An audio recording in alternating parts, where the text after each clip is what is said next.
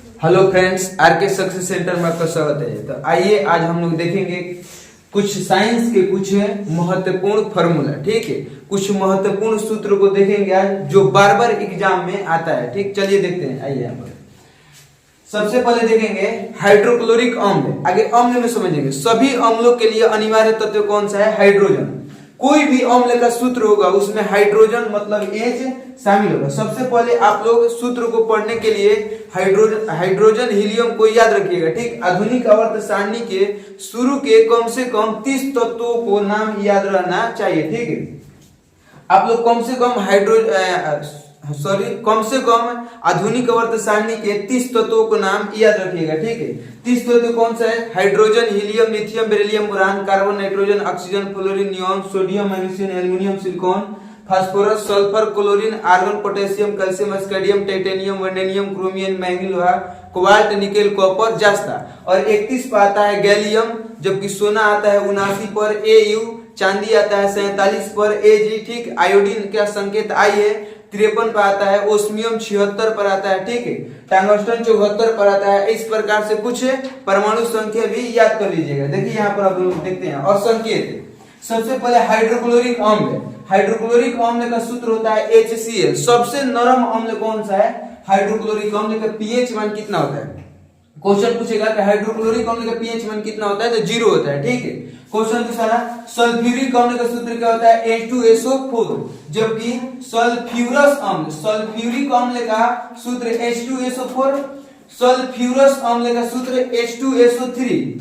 Acidic अम्ल सिरका CH3COOH। सिरका में कौन सा अम्ल रहता है? तो एसिडिक अम्ल, उसका सूत्र क्या होता है? CH3COOH। ठीक है, आगे लैक्टिक अम्ल, मांसपेशियों में ऐंठन, मांसपेशियों में ऐंठन किसके कारण आता है? तो लैक्टिक अम्ल के कारण आता है। लैक्टिक अम्ल के कारण आता है। लैक्टिक अम्ल खट्टा दूध, लैक्टिक अम्ल खट्टा दूध एवं दही में पाया जाता है, जिसके अधिकता से मानव शरीर के मांसपेशियों में ऐंठन पैदा होती है। तो लैक्टिक अम्ल का सूत्र क्या होगा? C3H6O3। ठीक है, सांद्र नाइट्रिक अम्ल, सांद्र नाइट्रिक अम्ल का सूत्र होता है HNO3। जबकि एक्वारेजिया, सोना किसमें घुलनशील होता है? एक्वारेजिया में। एक्वारेजिया में सोना घुलनशील होता है, घुल जाता है। ठीक है, तो एक्वारेजिया का सूत्र क्या होता है? HCl plus HNO3। HCl plus HNO3, जिसमें HCl 3 रहता है और HNO3 1 रहता है। देखिए यहाँ पर ये वाला 3 इधर चल जाएगा और इसका 1 इधर आ जाएगा। ठीक, मतलब HCl में HCl 3 रहता है, 3 के अनुपात में रहता है, और HNO3 1 के अनुपात में रहता है। कभी कभी एग्जाम में पूछ देता है कि HNO3 प्लस HCl का अनुपात कितना है? तो आगे HNO3 रहेगा तो 1:3 हो जाएगा। 1:3 कब होगा? जब शुरू में HNO3 दे दे और लास्ट में HCl दे दे। मतलब इसमें याद रखिएगा कि HCl 3 के रेशियो में, तो HNO3 1 के रेशियो में रहता है। अब देखते हैं सोडियम के यौगिक। कुछ सोडियम के यौगिक, सोडियम का संकेत होता है Na। सोडियम का संकेत होता है Na, जिसे आसानी से चाकू से काटा जा सकता है। सोडियम को चाकू से आसानी से काटा जा सकता है, और सोडियम को केरोसिन तेल में या मिट्टी के तेल में संग्रहित करके रखा जाता है। सोडियम नाइट्रेट का सूत्र होता है NaNO3, जबकि सोडियम नाइट्राइट का सूत्र होता है NaNO2। सोडियम नाइट्रेट के NaNO3, जबकि सोडियम नाइट्राइट के NaNO2 होता है। आगे सोडियम सल्फेट। सोडियम सल्फेट के लिए SO4 का प्रयोग किया जाता है। सल्फेट के लिए कोई भी सल्फेट लगे तो SO4 का प्रयोग किया जाता है। तो यहाँ पर पूछेगा सोडियम सल्फेट या गलोब लवण का सूत्र क्या है? सोडियम सल्फेट को ही गलोब लवण बोला जाता है। Na2SO4 into 10H2O। Na2SO4 into 10H2O मतलब पानी के H2O मतलब जल का सूत्र होता है H2O। भारी जल का सूत्र होता है D2O। भारी जल 3.8 डिग्री सेल्सियस मतलब 3.8 डिग्री सेल्सियस पर जम जाता है। भारी जल 3.8 डिग्री सेल्सियस पर जम जाता है। ठीक है, अब हम लोग आगे देखेंगे। अब की बार 10th क्लास के बोर्ड परीक्षा में पूछा है गलोब लवण का सूत्र। ठीक, आगे सोडियम बाइकार्बोनेट। सोडियम बाइकार्बोनेट को खाने वाला सोडा कहते हैं। सोडियम बाइकार्बोनेट का सूत्र होता है NaHCO3। NaHCO3। आगे सोडियम कार्बोनेट। सोडियम कार्बोनेट को धोबिया सोडा, सोडियम कार्बोनेट को धोबिया सोडा, धोवन सोडा, धोने वाला सोडा का सूत्र होता है Na2CO3 into 10H2O। 10H2O question पूछता है कभी कभी कि सोडियम कार्बोनेट धोने वाला सोडा में पानी के कुल कितने अणु होते हैं, मतलब जल के कुल कितने अणु होते हैं, तो 10 अणु होते हैं। 10H2O याद रखिएगा कि जब भी हम लोग कपड़ा को धोते हैं तो कम से कम 10 लीटर पानी की आवश्यकता से, जैसे भी हो आप याद रखिएगा इसको 10H2O। ठीक है, आगे sodium hydroxide, sodium hydroxide, hydroxide के लिए OH का प्रयोग करते हैं हम। ठीक है, तो सोडियम हाइड्रोक्साइड, सोडियम का संकेत Na और हाइड्रोक्साइड के लिए OH, तो इसको जोड़ देंगे एक में तो क्या हो जाएगा NaOH। सोडियम हाइड्रोक्साइड का सूत्र क्या होता है NaOH, सोडियम हाइड्रोक्साइड के NaOH। आगे सोडियम क्लोराइड, सोडियम क्लोराइड को साधारण नमक कहते हैं। सोडियम क्लोराइड का सूत्र होता है NaCl, सोडियम क्लोराइड के सूत्र को होता है NaCl।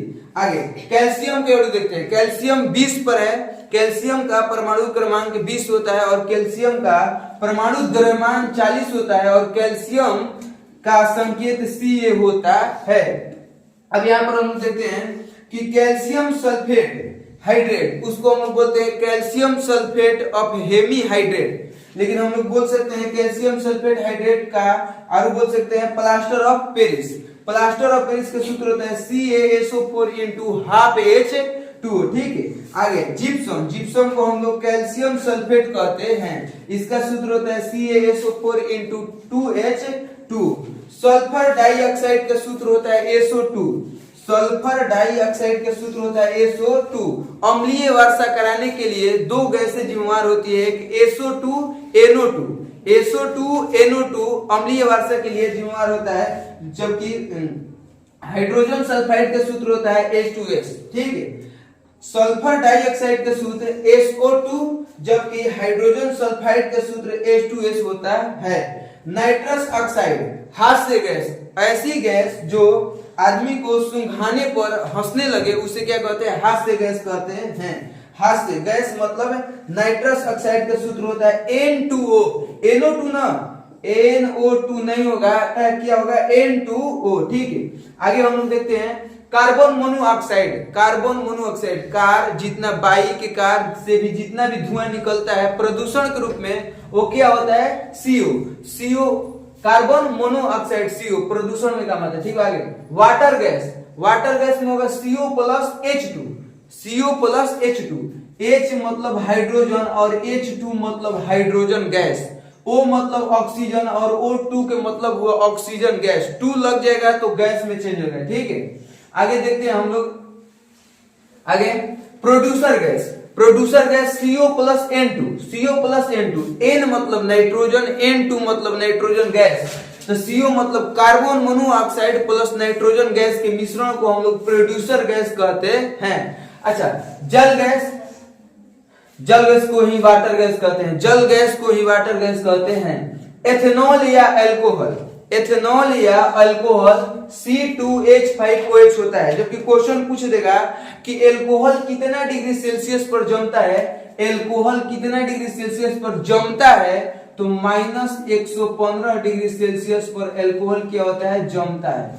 अल्कोहल -115 डिग्री सेल्सियस पर क्या होता है जमता है। ठीक है, आगे देखते हैं हम लोग यूरिया का सूत्र क्या होगा। यूरिया, यूरिया NH2CONH2, यूरिया का सूत्र होता है NH2CONH2, जबकि अमोनिया का सूत्र होता है, अमोनिया का सूत्र होता है NH3, अमोनिया का सूत्र होता है NH3 और कार्बन डाइऑक्साइड का सूत्र होता है CO2, कार्बन डाइऑक्साइड का सूत्र होता है CO2। ठीक, आगे देखते हैं हम लोग कैल्शियम कार्बाइड का सूत्र होता है CaC2, CaC2, Ca मतलब calcium, C2 carbide, calcium carbide का सूत्र होता है कैल्शियम ऑक्सीक्लोराइड। याद रखिएगा, सब लोग जानते हैं कि ब्लीचिंग पाउडर, ब्लीचिंग पाउडर का सूत्र क्या होता है, तो CaOCl2, ब्लीचिंग पाउडर का सूत्र होता है CaCl2, जबकि इसको बोलते हैं हम कैल्शियम ऑक्सीक्लोराइड CaOCl2। ठीक, आगे देखते हैं हम लोग